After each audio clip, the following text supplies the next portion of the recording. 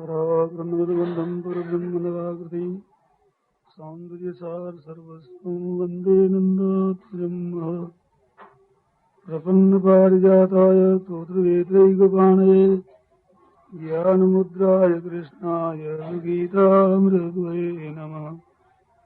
वसुदेवसुतं देवं कंसचाणूरमर्दनं देवकी परमानन्दं कृष्णं वन्दे जगद्गुरुम्। वंशे विभूषितकरान्नवनीतराभात् पीताम्बरातरुणदम्बफलाधक्षात् पूर्णेन्दुसुन्दरमुखादरविन्दनेत्रात् कृष्णात् परं किमपि तत्त्वमहं न जाने। हरि ओं नमो परमात्मने नमः श्रीगोविन्दाय नमो नमः। श्रीगुरुचरणकमलेभ्यो नमः। नमस्करेभ्यो नमो नमः। नारायण नारायण। आज आप लोगों के समक्ष जीव की गति के विषय में कहने की बात सोची है। सुचिंतितोक्तम सुविचार्य यत्कृतम सुदीर्घ काले विनियाति विक्रिया। विचार पूर्वक काम किया जाए तो उसको पीछे पश्चाताप करना नहीं पड़ता। तो जो कुछ हमें करना है उसके विषय में पहले सोचना चाहिए। तो भाई काम करने में तो अलग अलग कर्तव्य होते हैं, परंतु आज उस काम की चर्चा करते हैं जो सबको करना है। अर्थात हमें यहाँ से जाना पड़ेगा तो हमारी क्या गति हो, इस विषय में जानने की बड़ी भारी आवश्यकता है। सांसारिक काम करें न करें, कोई कुछ करता है कोई कुछ करता है, परंतु शरीर छोड़कर तो जाना पड़ता ही है।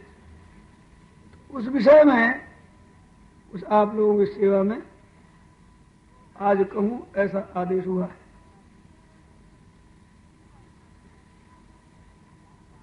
भगवत गीता के 8वें अध्याय के आरंभ में ही अर्जुन ने 7 प्रश्न किए थे। उनमें 7वां प्रश्न था, अंतकाल में आप कैसे जानने में आते हैं। उसके उत्तर में भगवान ने कहा, अंतकाले च मामेव स्मरन् मुक्त्वा कलेवरम यह प्रयाति समद्भावम याति नास्त्यत्र संशय। अंतकाल में भी मेरा स्मरण करता हुआ शरीर छोड़ करके जाता है, वह प्राणी निश्चय ही मेरे को प्राप्त होता है, इसमें संदेह नहीं। तो फिर बात आती है कि यह कायदा नियम आपके लिए ही है क्या। तो अगाड़ी का जो 6ठा श्लोक होता है 8वें अध्याय का, उसमें कहते हैं कि नहीं, यं यं वापि स्मरन् भावं त्यजत्यन्ते कलेवरम तम तमेवैति कौन्तेय सदा तद्भाव भावितः। अंतकाल में जिस जिस भाव का स्मरण करता हुआ शरीर छोड़कर जीव जाता है, तो उसी उसी भाव को वो प्राप्त हो जाता है। ये नियम है। प्राप्त कैसे होता है? सदा उस भाव को भावित होता होता अंत में उसी को प्राप्त हो जाता है। तो प्राणियों की कितनी गति होती है, इसके विषय में देखा जाए, एक मानी जाती है मुक्ति, जिसको कल्याण कहते हैं, मुक्ति कहते हैं, भगवत प्राप्ति कहते हैं, ऐसे अनेक नाम हैं। जो सर्वोपरि स्थिति है, उससे बढ़कर कोई ऊंची स्थिति नहीं। ऐसी वो मुक्ति कहलाती।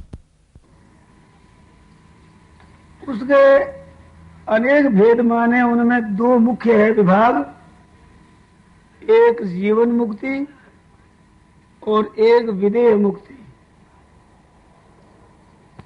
जीवन मुक्ति का अर्थ है कि जीते हुए मुक्त हो जाना, अभी वर्तमान अवस्था में प्राणों के रहते हुए हम मुक्त हो जाए, उस स्थिति का नाम जीवन मुक्ति।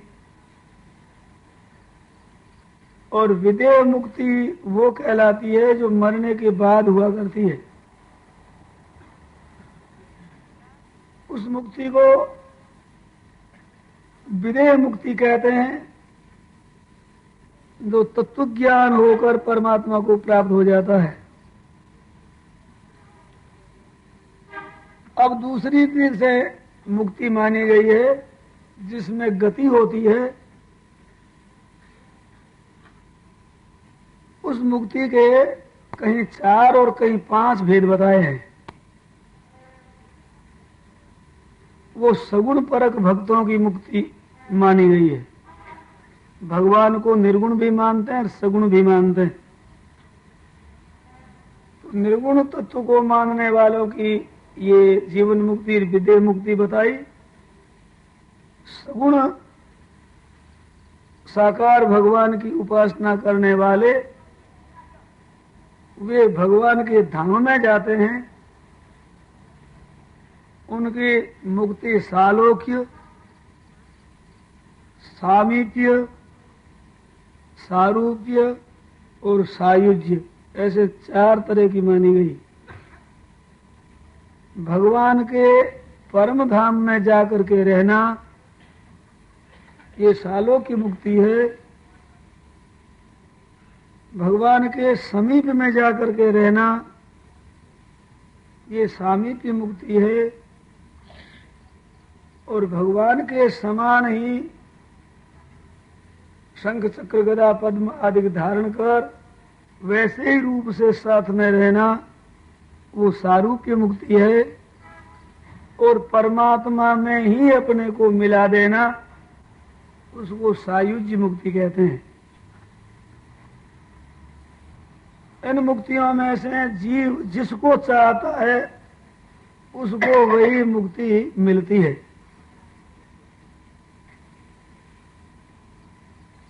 भगवान के साथ वात्सल्य प्रेम रखता है तो उसको सालोक्य, और सख्य भाव रखता है उसको सामीप्य, और माधुर्य भाव वालों को भी सामीप्य, और मित्र भाव वालों को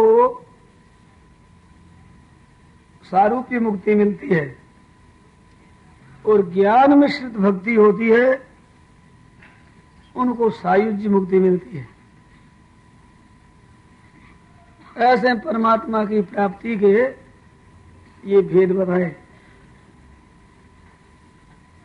अब उसकी प्राप्ति कैसे होती है कि जब तत्व ज्ञान हो जाए, आत्मा का असली अपना बोध हो जाए, जिस क्षण में वो तत्व ज्ञान हुआ उसी क्षण यहीं मुक्ति हो जाती है। और वही अगर अंतकाल में ज्ञान होता है तो उसी क्षण प्राण छूटते मुक्ति हो जाती है। और जीवन मुक्तों के लिए भी ऐसा कहा है कि यहाँ बोध प्राप्त हो गया, मुक्त हो गए, जब तक वो शरीर है तब तक वे जीवन मुक्त कहलाते हैं। और शरीर छूटने पर वे ही विदेह कैवल्य को प्राप्त हो जाते हैं, अर्थात वे विदेह मुक्त हैं। भगवान के धाम में जाने वालों के लिए वे 4 मुक्तियां बताई है। तो अंत काल में भगवान का स्मरण करते हुए मरते हैं, वे भगवान को प्राप्त होते हैं। ये इस श्लोक में 8वें अध्याय के 5वें श्लोक में बात बताई।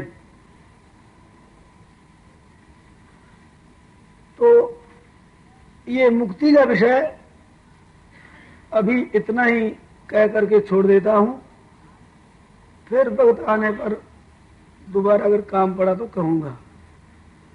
अब 3 गतियां बताई गई। जीव की गति मुख्य 3 होती है, एक ऊर्ध्व गति, एक मध्य गति और एक अधोगति। ऊपर को जाना और बीच में रहना और नीचे को चले जाना, ये 3 गति मानी गई। उसका खास हेतु बताया गया अंत का चिंतन।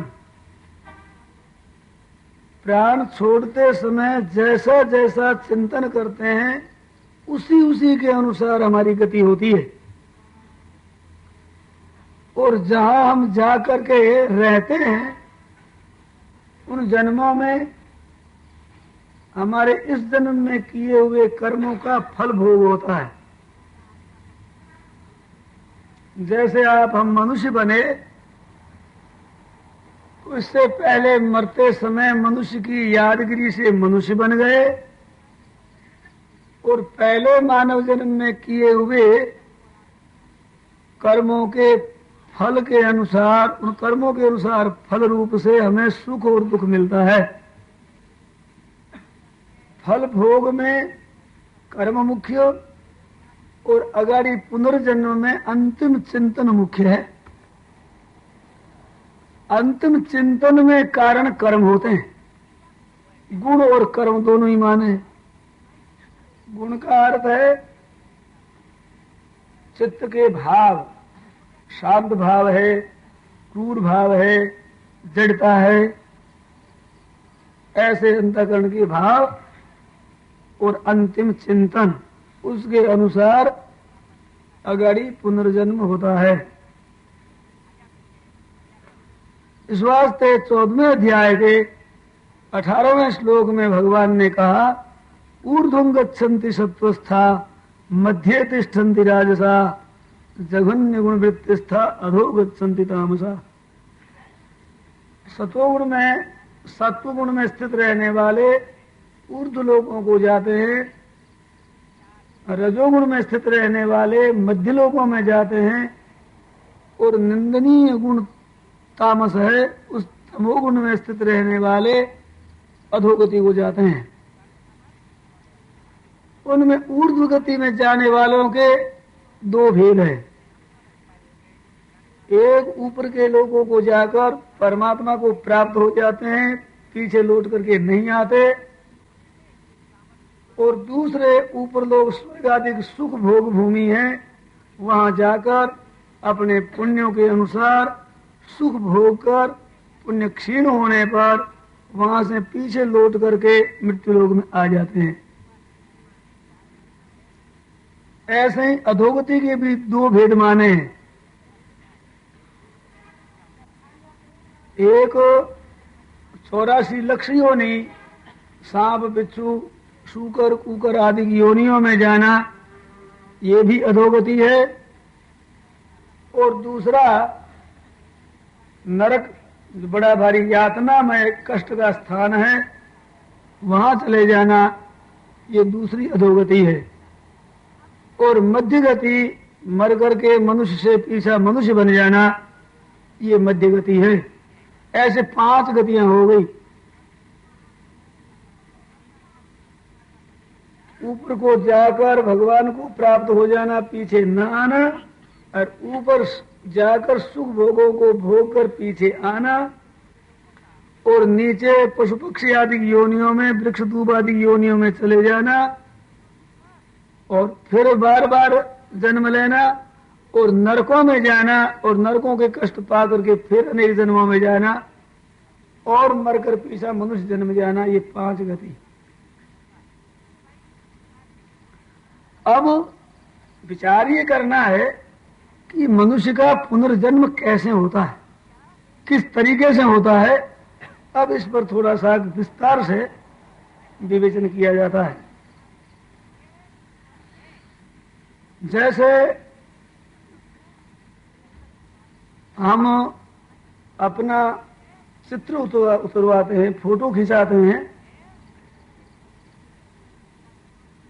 तो ठीक तरह से बैठ जाते हैं, ठीक ढंग से। और फोटोग्राफर कहता है ठीक बैठना अच्छी तरह से, और कोई अंग हिलने ना पावे। 1 2 और 3 कहते ही चित्र उतर जाएगा आपका। 3 शब्द कहते ही हम ठीक बैठ जाते हैं ऐसा। और जो ही वो 1 2 कहने लगा, इतने में एक माखी आकर बैठ जाती है यहाँ। तो भाई हिल जाएंगे तो फोटो बिगड़ जाएगा। ऐसा विचार करके यूं कर देना, नाक से उतर गया, सब चित्र उतर गया। लाओ दिखाओ, कहते अभी तो लिया जाएगा, धोया जाएगा, साफ किया जाएगा, फिर दिखाएंगे। तीसरे दिन लाकर देखा, दे लीजिए साहब आपका चित्र है। अरे यार ये करी, ऐसे कर दिया, चित्र बिगाड़ दिया तुमने। कहता बाबू हमने नहीं बिगाड़ा, आपने ऐसे, मैं ऐसे क्यों करता। हाँ हाँ ठीक है भैया। वो उस समय अगर मक्षिका बैठ गई, इस वास्ते से उड़ाने के लिए कर दिया ऐसा। अब तो भाई दूसरा चित्र उतराओ तो बिगड़ गया। उसमें तो 10 12 रुपए 15 रुपए जितनी उसकी फीस है, जो कुछ कीमत है वो लगने पर फिर दूसरा उतर जाए। परंतु भाई अंतिम भाग में जब मृत्यु के समय जो आपका भाव होगा वो चित्र वैसा ही उतर जाएगा, फिर बदल नहीं सकोगे। उसके लिए सावधान रहो। उसमें सावधान पहले से ही रह जाते हैं, चित्र के खींचने के समय से पहले सावधान हो जाते हैं। अगर सावधान नहीं रहते हैं तो चित्र बिगड़ जाता है। तो उसका तो समय अभी आने वाला है। अभी हमें ऐसे हिले डुले तो पता नहीं, अभी तो देरी है उसमें। परंतु ये अंतकाल का समय, इसका कुछ पता ही नहीं है, न जाने कब चित्र उतर जाए। अचानक मृत्यु हो जाती है। और अंतकाल में जो भीतर का चिंतन है वही चित्र उतर जाएगा। अभी श्लोक बोला ना, यंग यंग वापि स्मरण भावम यदत्यंते कलेवरम। जिस जिस भाव का स्मरण करता हुआ अंतकाल में शरीर छोड़ता है वह उसी को ही प्राप्त हो जाता है।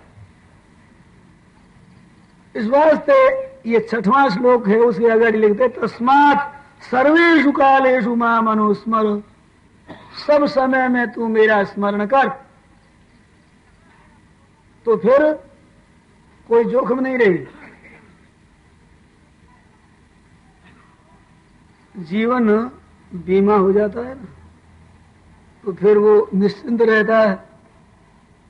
भाई मोटर है तो बीमा भी की हुई है, कोई बात नहीं। अब टूट जाए फूट जाए तो पैसे ले लेंगे वहां से।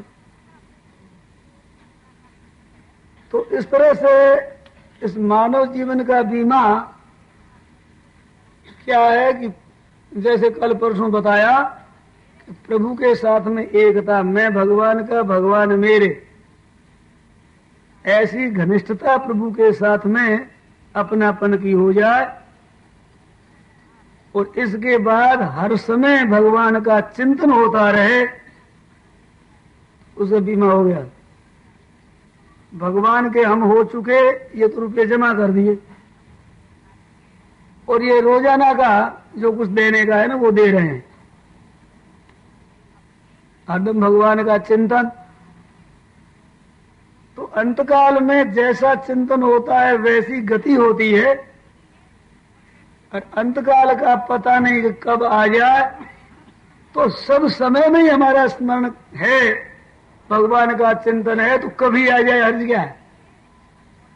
अब कोई खतरा नहीं रहा, अब बीमा बिक चुकी, कभी मृत्यु आ जाए।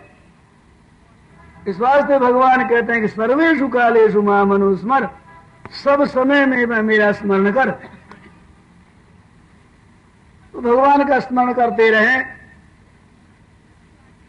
फिर निश्चिंतता निर्भयता है।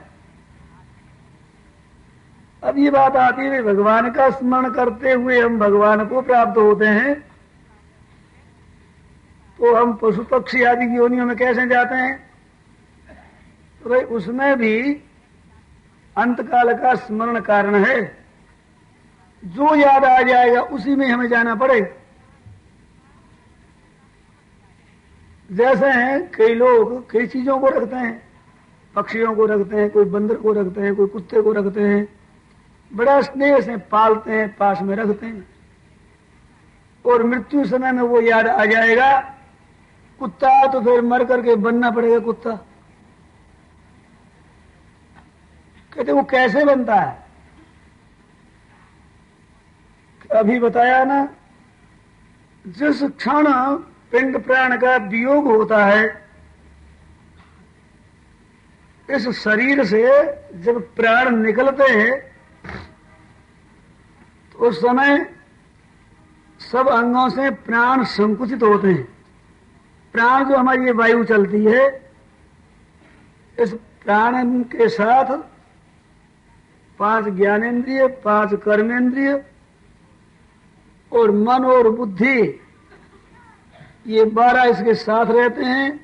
और प्राण ये माने गए 5, हृदय प्राण, उदय अपान, समानो नाभिमंडले, उदान कंठ देशस्याध्यान सर्व शरीरग। ये 5 प्राण, ये 17 तत्व का सूक्ष्म शरीर माना जाता है। अभी हमारे सामने ये दिखता है हाड़ मांस का, ये स्थूल शरीर है, इसके भीतर सूक्ष्म शरीर है, उस सूक्ष्म के भीतर कारण शरीर है। ये अभी जागृत अवस्था ये स्थूल शरीर की है, सुपना आता है वो सूक्ष्म शरीर की अवस्था है, और गाढ़ नींद में कुछ भी याद नहीं रहता, वो सुषुप्ति अवस्था हमारी मानी जाती है। अभी जागृत अवस्था में हम चलते फिरते हैं, ये काम स्थूल शरीर का। हम देखते हैं, सुनते हैं, सोचते हैं, विचार करते हैं, मनन करते हैं, चिंतन करते हैं, ये काम सूक्ष्म शरीर का। और हमारा जो स्वभाव है, आदत है, प्रकृति पड़ी हुई है, वो है कारण शरीर का।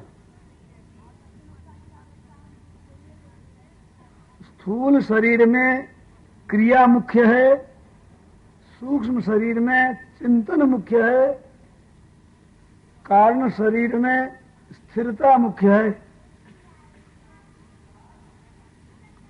तो वो जो सूक्ष्म शरीर स्थूल शरीर से वियुक्त होता है, तो भीतर प्रकृति, जिसको स्वभाव आदत कहते हैं, वो कारण शरीर सूक्ष्म शरीर के भीतर रहता है। और इंद्रियां और मन बुद्धि ये प्राणों के भीतर रहते हैं। और प्राण यहां से निकलता है तो पहले सब अंगों से प्राण संकुचित होते हैं। चलने फिरने की शक्ति, लेने देने की शक्ति, बोलने की शक्ति, सुनने की शक्ति, देखने की शक्ति, ये सब संकुचित होकर यहां भीतर आती। हृदय में धड़कन देखते हैं और वो फिर प्राणों के द्वारा बाहर निकलता है, वायु के द्वारा। वायु उसमें मुख्य है, गति जितनी होती है वो सब वायु की है, तो वायु निकलता है। वो इन द्वारों से भी, कानों के द्वारा, आंखों के द्वारा, नासिका के द्वारा, मुख के द्वारा और टट्टी पेशाब के द्वारा प्राण अंत में निकलता है। तो अधोगति में जाने वालों के प्राण नीचे के दरवाजों से निकलते हैं, ऊर्ध्व गति में जाने वालों के प्राण इन दरवाजों से निकलते हैं। और योगाभ्यास करके, प्राणायाम करके जो प्राण छोड़ते हैं, उनके लिए 10वां द्वार है, बड़ा शब्द होकर यहां से प्राण निकलते हैं।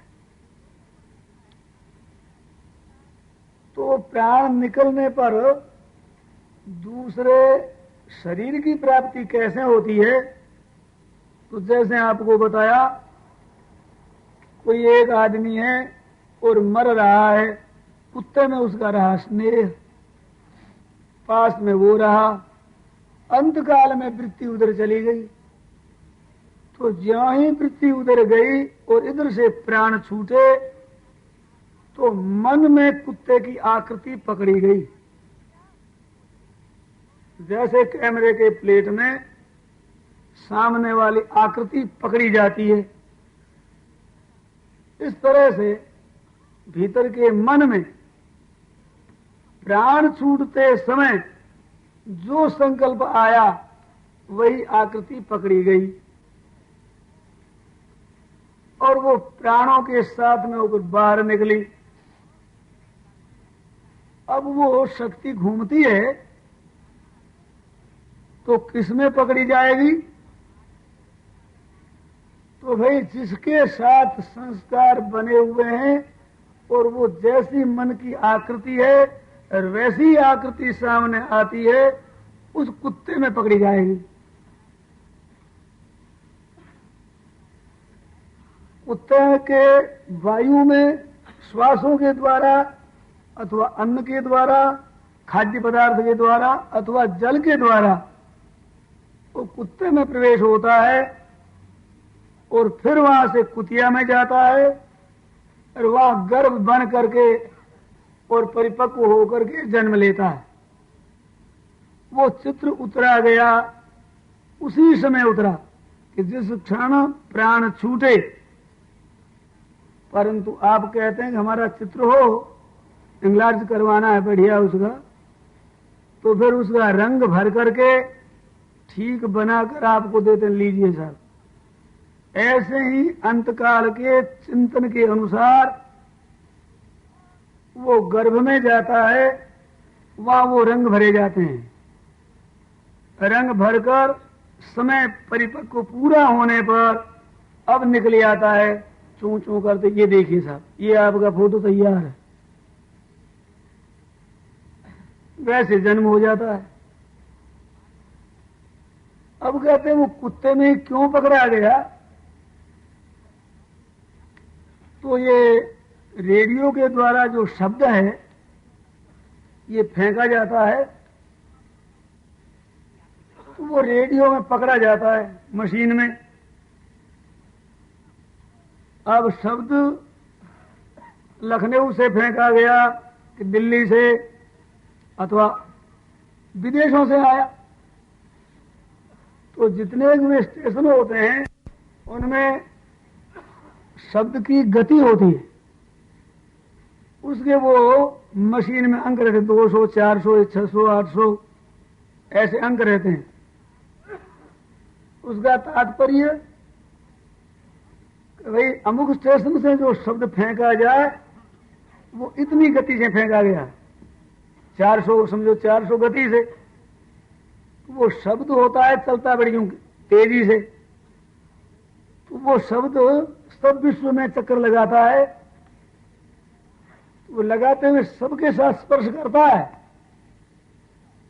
परंतु जहां उसका कांटा मिला हुआ है वहां वो शब्द पकड़ा जाता है और बोल जाता है। और वो कांटा ठीक नहीं होता तो वहां शब्द चक्कर लगाते हुए भी वो पकड़ा नहीं जाता, पकड़ चला जाता है। तो वो सजातीयता, जिस गति से शब्द फेंका गया उस गति के अंकों पर कांटा होने से उसमें पकड़ा जाता है। ऐसे ही अंतकाल में जिसका स्मरण करता हुआ ये प्राणी शरीर छोड़ता है, उसकी सजातीयता जहां है, जिस पुरुष में है, उसमें वो पकड़ा जाएगा। आपके हमारे यहाँ यूं स्पर्श भी हो जाए वो पकड़ा नहीं जाएगा, विजातीयता है ना। रेडियो का शब्द तो सब जगह घूमता है और एक ही साथ में कई स्टेशनों में आवाज हो रही, कहीं गाना हो रहा है, कहीं तो व्याख्यान हो रहा है, तो कहीं कुछ हो रहा है, कहीं कुछ, और वो शब्द सब जगह ही शब्द आता है, परंतु सजातीयता होती है, वहां पकड़ा जाता है, विजातीयता में नहीं। ऐसे ही अंतकाल के चिंतन के अनुसार जहां जाति मिलती है, संबंध उसका मिलता है, एकता मिलती है, वहां वो शब्द पकड़ा जाता है। तो वो जीव वहां पकड़ा जाता है, फिर अगर जन्म लेता है। अब उसमें विचार किया जाए कि भाई कर्मों का फल कैसे प्राप्त होता है। हमने यहां पाप किया, हमने यहां पुण्य किया, किसी मनुष्य की हत्या कर दी तो यहां कर दी, इस शरीर से कर दी, और किसी का हित किया, उपकार किया, सेवा करी तो इस शरीर से, यहाँ के पदार्थों से कर दी, और ये पदार्थ भी छूट जाते हैं और शरीर भी छूट जाता है। और वो फल फिर कैसे मिलता है अगाड़ी? अगर मिलना चाहिए तो इन हाथों से हमने हत्या की, इन्हीं हाथों को दंड मिलना चाहिए, और ये तो मर गए, खाक हो गई यहीं, अब दंड किसको मिलेगा? इसमें जरा सोचने की बात है। भाई कर्म करते हम इस शरीर से, इससे, और फल भागी हम होते हैं अगाड़ी जा करके, ये सही रहता ही नहीं, तो कैसे? इसमें एक बात बताएं आपको। एक कोई भाई मोटर चला रहा है, ड्राइवर है, और गलती हो गई और किसी मनुष्य की हत्या हो गई। बड़े जोर से मोटर जा रही थी, नीचे आ गया, पिसा गया, मर गया। उस मरने वाले को ड्राइवर ने छुआ ही नहीं, वो मोटर से पिस गया, मर गया।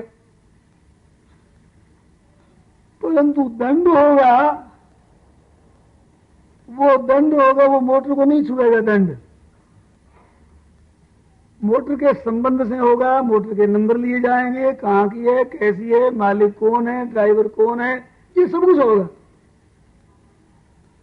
परंतु अगर फांसी दी जाएगी अथवा कारागार दिया जाएगा तो वो मोटर को नहीं छुएगा, वो ड्राइवर को ही होगा।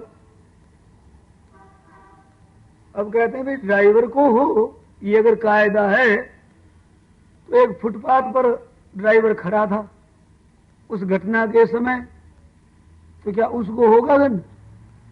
तो ड्राइवर को होना चाहिए ना, वो भी ड्राइवर है। कि ना ना वो तो मोटर में था नहीं, वो अलग है, उसको नहीं होता। अच्छा मोटर वाले को होता है, हाँ। अच्छा ड्राइवर के पास ही एक दूसरा ड्राइवर बैठा है, वो तो मोटर नहीं है, उसको दंड होगा कितना? उसको भी नहीं होगा। क्यों जी? मोटर में स्थित है, ड्राइवर भी है ये। कहते ये चला नहीं रहा था मोटर को, जो मोटर को चलाने वाला है उसको दंड होगा। ऐसे ही इस शरीर के द्वारा किसी की हत्या कर दी, पाप किया, चोरी करी, महान अपवित्र चीजों का सेवन किया, अंडे मांस आदि खाए, वो इसी शरीर में रह गए। तो वह दंड किसको होगा? कि जो इस शरीर का संचालक ड्राइवर है, इस शरीर का मैं मालिक करता है ना, मैंपन, जो मैंपन करता है और जो सुख लेता है उसको दंड भोगना पड़ेगा। हत्या करता है, निषिद्ध चीजों का सेवन करता है, तो जो सेवन करने वाला है उसको दंड होगा। ये शरीर तो कोठरी की तरह है, मोटर की तरह है, रहने की जगह है। ये शरीर मैं नहीं हूं। हरेक भाई शरीर को मेरा कहते हैं, ये नहीं कहते हैं कि हाथ में हूं, ऐसा नहीं कहते हाथ मेरा। पांव में हूं नहीं कहता, पांव मेरा। आंख कान नाक जीभ ये मेरा मेरा कहता है। सीना मेरा, पेट मेरा, पीठ मेरी, गर्दन मेरी, मस्तक मेरा। ऐसा नहीं कि मस्तक में, गर्दन में, सीना में, हाथ में, ऐसा नहीं कहता। तो मेरा कहने वाला होता है वो मैं से अलग होता है। तो शरीर में रहता है, शरीर मेरा है, मैं शरीर नहीं हूं। भूल से कह देता कि ये मैं, तो भाई एक एक अंग तो मैं नहीं, फिर पूरा मिला हुआ मैं कैसे? शेर भर चावल हो, उनका एक एक दाना तो है चावल, और जब शेर भर इकट्ठे हो जाए तो हो जाए गेहूं। हो जाएगा? नहीं हो सकता। ऐसे ये हाथ है, ये पांव है, ये जांग है, ये पेट है, ये सीना है, ये पीठ है, ये हड्डी है, ये मांस है, ये चर्बी है, ये चमड़ा है, ये आंतें हैं, ये भेजा है, ये हड्डी आदि है, ये तो सब अलग अलग, और मिट्टी की चीजें सब मिलकर के मैं। ये कैसे हुआ? ये तो सब मेरी और सब मिला हुआ मैं। भाई सब मेरी मेरी मिलकर के फिर मैं कैसे बना? तो ये क्या है? ये भूल से कहता है। वास्तव में शरीर यहां पड़ा रहता है और मैं कहने वाला चल देता है। वो जो इसको संचालन करने वाला है उसको दंड भोगना पड़ता है। अब ध्यान देना है, कर्ता और भोक्ता, जो कर्म करता है वही कर्म का भोक्ता बनता है। तो अब कर्ता और भोक्ता क्या चीज है? कि जैसे मोटर है, उस मोटर में 5, 7, 10, 20, 50 आदमी बैठते हैं। लारी है बड़ी, तो 50 आदमियों की लारी चलती है। वे जहां जाकर ठहरते हैं, भैया कैसे आए? कहते लारी में आए। कौन लाएगा? लारी ले आई। मोटर ले जाती है हमें, ऐसा भी कहते हैं। अरे लारी अगर ले जाए तो ड्राइवर को मत बैठाओ और बैठ जाओ अगर लारी ले जाती हो तो। कहते नहीं ले जा सकती। तो कौन ले जाता है? ड्राइवर ले जाता है। तो 50 आदमी यहां बैठ जाए, मेरा गाड़ी ड्राइवर को बैठा दें यहां, आप ले जाइए साहब। हमें ले जा सकता है? एक को भी नहीं ले जा सकता। तो ले जाने की क्रिया ना केवल ड्राइवर कर सकता है, ना केवल लारी, और दोनों मिलते हैं तब क्रिया होती है। संचालक होता है तब यंत्र चलता है, और उसका चालक अगर न हो तो यंत्र कैसे चले? ऐसे ये शरीर स्थूल है, ये काम करता है, परंतु इसके भीतर जीवात्मा इसका संचालन करता है, तब इसमें कार्य होते हैं। और यंत्रों के बिना वो भी कुछ नहीं कर सकता, और उसके बिना ये भी कुछ नहीं कर सकता। तो दोनों के संयोग से क्रिया होती है, और क्रिया संयोग से होती है। उस क्रिया का फल भी संयोग के कारण ही भोगना पड़ता है। परंतु क्रिया के करने में स्थूल शरीर की प्रधानता होती है और भोगने में जीवात्मा की प्रधानता होती है। मोटर द्वारा मनुष्य की हत्या हुई, उसमें मोटर की मुख्यता रही, उसके छूने में, मारने में, मसल डालने में, परंतु दंड भोगने में ड्राइवर की मुख्यता रही, और मरा ड्राइवर के संयोग से और दंड भोगा है मोटर के संयोग से। दोनों में संयोग दोनों का रहा, परंतु भोक्ता को भोगना पड़ता है, इसमें रहता है उसको। इस वास्ते यहां कर्म करते हैं, पाप करते हैं, धन संग्रह करते हैं, अन्याय पूर्वक, पाप पूर्वक, धोखा देकर, झूठ कपट करके, बेईमानी से धन इकट्ठा करते हैं। वो धन तो यहां ही रह जाता है, और वो झूठ कपट, जालसाजी, बेईमानी वो भीतर संग्रहित होती है, और मरते हैं तो वो यहां नहीं रहती है, वो साथ चलती। धन कौड़ी एक साथ चलेगा नहीं, और जो खराब भाव बने उनमें से कोड़ी एक पीछे रहेगा नहीं, उसका महान भयंकर दंड अगाड़ी होगा। बाहर की यहां रहने वाली चीजों के लिए साथ में चलने वाले भाव को बिगाड़ लिया और वो कहलाता है कि बुद्धिमान है, बड़ा समझदार, चलता पुर्जा, कितना काम कर लिया जी, थोड़े दिनों में लखपति बन गया, बहुत बड़ा काम किया। कहते साथ में चलने की पूंजी, कहते महान बिगाड़ ली। अगर ये बुद्धिमानी है तो भाई अब क्या कहें, शब्द क्या कहें उनके लिए।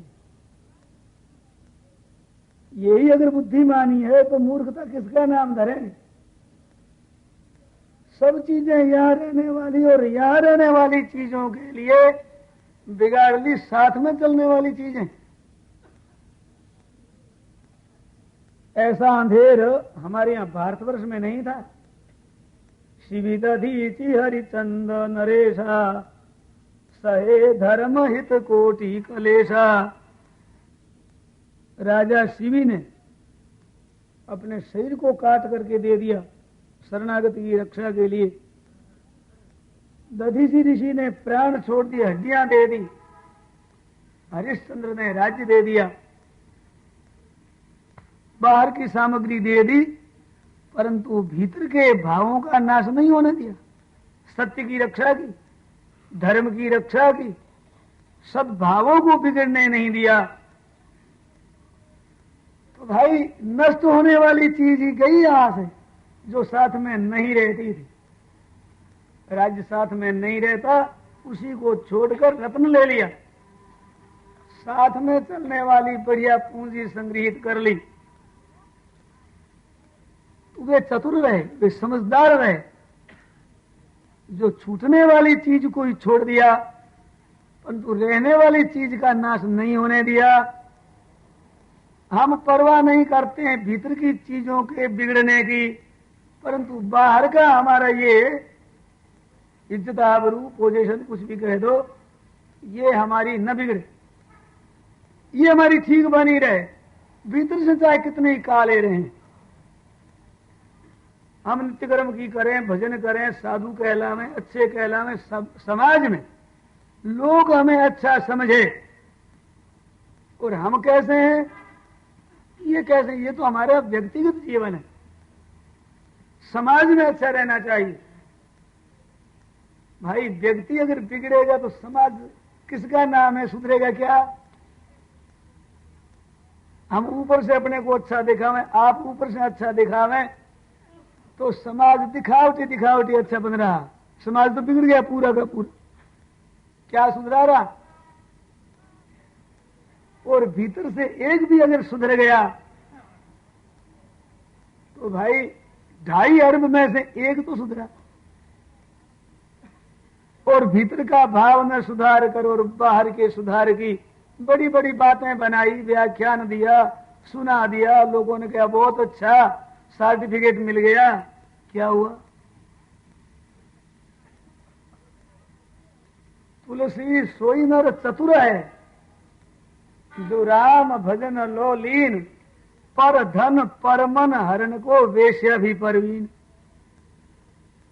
चतुर वह है जो भजन कर ले, अपने भाव को शुद्ध बना ले, भीतर की प्रकृति निर्मल बना ले, आदत अच्छी कर ले, वो चतुर है, होशियार है, समझदार है। और भीतर के भावों को गंदा कर ले और बाहर से वाह वाह ले ले, धन भी संग्रह कर ले, क्योंकि पर धन और पर मन हरण को वेश्या भी परवी। तो हम कितनी चतुराई करें, बिना कुछ खर्च किए, बिना मेहनत किए, बिना किसी को कुछ वस्तु दिए रुपया नहीं ले सकते। वेश्या मुफ्त में ले लेती है। मन भी किसी का खींचेंगे तो भाई कोई ख्याल खेल तमाशा दिखाएंगे, अथवा गाना बजाना, अथवा व्याख्यान में कुछ मेहनत करके और लोगों से वाह वाह लेंगे। वेश्या को इतनी मेहनत करनी नहीं पड़ती, और ज्यादा से ज्यादा हम मेहनत करेंगे तो वेश्या के समान हो जाएंगे, और क्या होगा? इसमें इज्जत नहीं है। वास्तविक इज्जत है जो भीतर से हम शुद्ध बन जाएं। समाज में चाहे लोग हमें अच्छा न माने, न जाने, न कहे,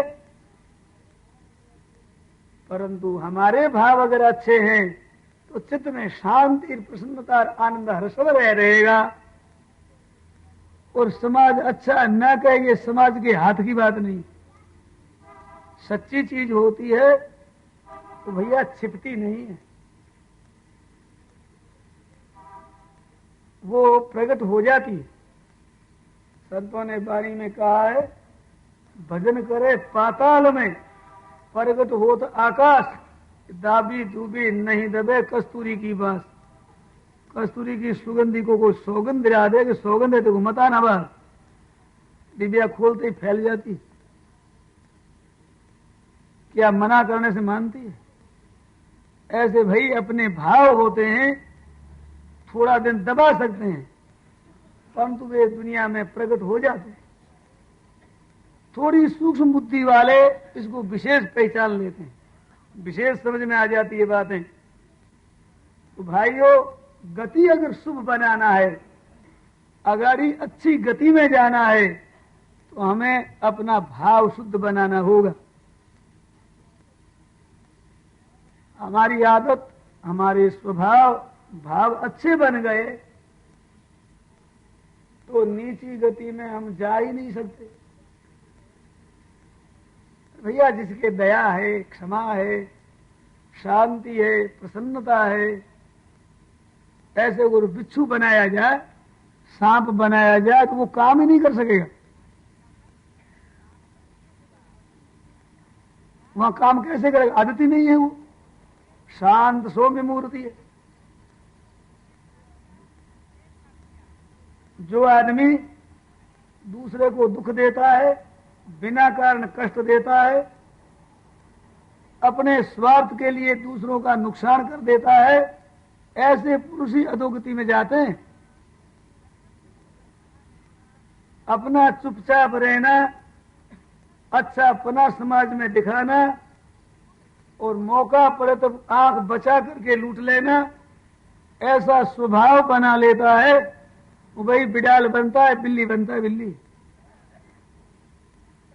चुपचाप बैठे, म्याऊ म्याऊ करती रहे, आंखें मीचती रहे, और जहां देखा कि इधर उधर मलाई है, फट छापा मारती। क्योंकि आदत है ना, ये आदत सीखी गई है मनुष्य जन्म में,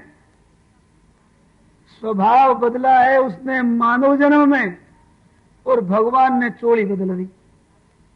भाई स्वभाव तुमने बना लिया तो चोली हम पहना देते। लो, नाटक में भी स्वांग उसी को दिया जाता है जो स्वांग ठीक भर सके, उसके अनुसार नृत्य कर सके। हेडमास्टर या भेड़ बकरी चराने वाले को नहीं बनाया जाता। जो सबको पढ़ा सकता है, योग्यता वाले को वो स्थान मिलता है। ऐसे ही मनुष्य अपनी अच्छी योग्यता, सौम्यपन, शांत भाव, शुद्ध भाव बना लेता है, उसकी अधोगति हो नहीं सकती। क्योंकि भाव हर समय शुद्ध है, अंतकाल में भी तो शुद्धि रहेंगे, और अंतकाल के अनुसार गति होगी। कहते हैं कि हम तो इतिहासों में सुनते हैं, भागवत में एक कथा आती है। भरत मुनि थे, भारतवर्ष के बड़े राजा। वे सब छोड़कर जंगल में जाकर और तपस्या में लग जाते हैं, भजन स्मरण में, तपस्या में। एक दिन वे स्नान करने को जब जाते हैं गंडकी नदी पर, तो वहां गर्भवती हरिणी जल पीने के लिए आती है, और वो ज्यों ही जल पीने लगी तो ही पीछे से सिंह की गर्जना हुई। हरिणी बेचारी डर गई, भयभीत हो गई। बाघ आ रहा है पीछे, तो वो भागी तो नदी के पानी का एक खाल पड़ा हुआ, उसके ऊपर करके जब छलांग मारती है उसका गर्भ गिर जाता है। भरत मुनि वहां स्नान कर रहे थे और वो हरिणी अगाड़ी जाकर के गिर जाती है, मर जाती है।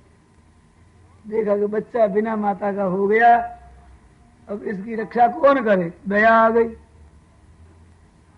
नदी में धोकर साफ करके ले लिया साथ में।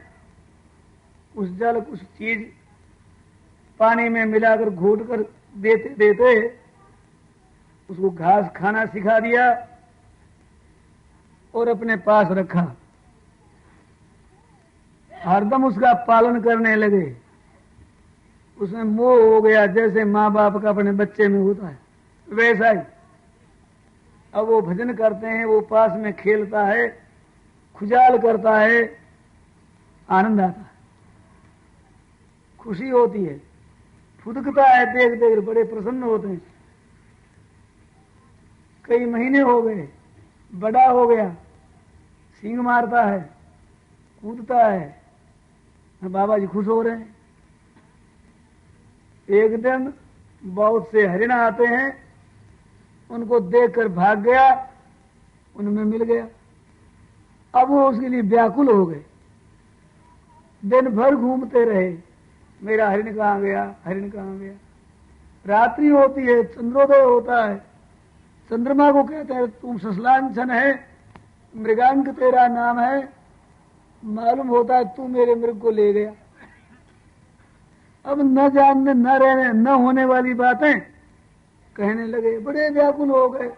उसी हरिण के चिंतन में मरने से मर करके हरिण बने। तो वो हरिण कैसे बन गए? कहती तो कायदा ठीक ही तो है। अंतकाल में हरिण में वृत्ति रही, उसका चिंतन करते करते मरे, वही हरिण में और हरिणी में जाकर जन्म लेकर वो फोटो आ गया। ठीक लीजिए साहब, हरिण बन गए। कहते स्वभाव जिसका शुद्ध बन जाता है वो नीची गति में जा नहीं सकता। ये जो कह रहे थे, क्या भरत का स्वभाव शुद्ध नहीं बना था? राज्य का त्याग कर दिया, तपस्या कर रहे हैं, जंगलों में भजन कर रहे हैं, कष्ट सह रहे हैं। ऐसी तपस्या करने पर भी हरिण बन जाते तो अधोगति हो गई। कि ना ना, जरा ध्यान दें, भागवत का वहां लेख पढ़े, हरिण के जन्म में भी उनको पूर्व जन्म की बात याद है और वहां हरी घास न खा करके और सूखे पत्ते खाते हैं। होश है वहां, और अपनी माता के साथ में नहीं रहे, संग भी था, उदास होते, कहीं संग हो जाएगा, मोह हो जाएगा, फिर जन्म लेना पड़ेगा। हरिण के जन्म में इतनी सावधानी जो अपने मनुष्यों को भी आपको और मेरे को नहीं प्रतीत होती, तो अधोगति कहां हुई? सोनी चाहे हरिण की मिल जाए, वो कानून के अनुसार, अंत में उसी का स्मरण रहा।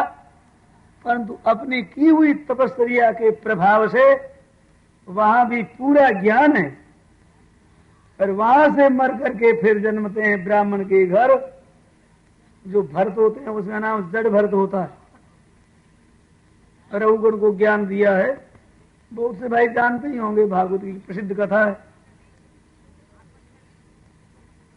तो भाई किया हुआ भजन स्मरण तपस्या व्यर्थ नहीं जाती, और भाई वो कानून भी व्यर्थ नहीं जाता है।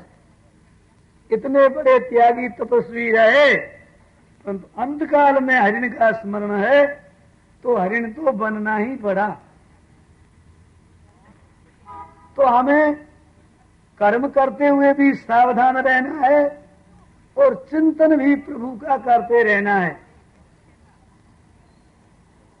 जैसा जैसा चिंतन करते हैं वैसी वैसी हमारी गति होती है। इस वास्ते मनुष्य के लिए ये बड़ी खास उचित बात है। और जोनियों में कर्म और चिंतन को आप बदल नहीं सकते, पशु पक्षी को शिक्षा नहीं दे सकते। उनके स्वभाव का आप परिवर्तन करके आध्यात्मिक मार्ग में नहीं ला सकते। उनके स्वभाव के अनुसार उनको शिक्षा दे सकते, परंतु हितानित किसमें है, पुनर्जन्म का हेतु क्या होगा, तुम ऐसे चिंतन करो, ये शिक्षा नहीं दे सकते। कहीं कहीं ऐसी बात भी आती है तो वो तो भरत मुनि की तरह हरिण जन्म में भी ज्ञान है, इसलिए जाम्बवान है, हनुमान जी है, गीत है, कागभूषुंडी है, आदि आदि जितने हो गए हैं, उनका कारण भरत मुनि की तरह है। वहां उन योनियों में अधिकार नहीं है, ये अधिकार इस मानव जन्म में है। अभी अगर हमने अपनी आदत बिगाड़ ली, स्वभाव हमने अशुद्ध बना लिया, तो भाई अधोगति में फिर संदेह नहीं है। इस वास्ते का डरते रहो यह जिंदगी बेकार ना हो जाए, सुपने में भी किसी जीव का अपकार ना हो जाए। आपके हमारे द्वारा दूसरे का किसी का अहित न हो जाए, अनिष्ट न हो जाए। ये दूसरे का अनिष्ट दिखता है, वास्तव में हमारा महान अनिष्ट होता है। औरों की हम सेवा करते हैं, सुख पहुंचाते हैं, प्रतीत होता है कि दूसरों को सुख दे रहे हैं, नहीं नहीं, हमारे सुख की तैयारी कर रहे हैं। कोई ऐसा दोष अथवा पाप है ही नहीं जो अपने को बिना दोषी बनाए दूसरे को दुख दे सके। चोरी करते हैं तो चोर स्वयं बनकर करते हैं, वो चोरी में माल हाथ लगे न लगे हाथ की बात नहीं, पर मैं चोर हूं ये तो मिट ही नहीं सकता। अपने में तो चोर पने का भाव आ ही गया, अपने बिगाड़ के बिना दूसरे का बिगाड़ कर नहीं सकता। ऐसे ही दूसरे का सुधार करता है, पहले अपना सुधार होता है। अच्छा पुरुष बनता है तब अच्छे आचरण होते हैं।